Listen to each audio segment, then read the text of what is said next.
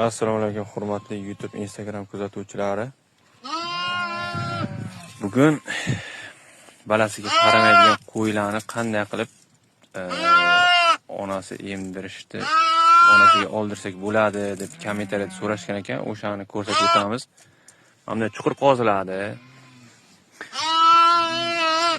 Chuqur 1.20 ekan chuqurligi.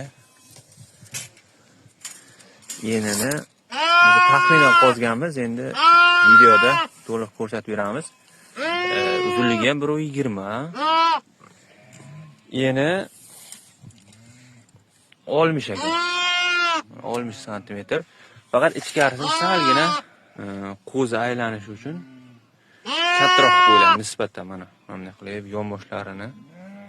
Qo'y aylana olmasligi kerak. Yotib turishi bemalol bo'lishi kerak. Qo'y aylana olmasligi kerak. Mana hozir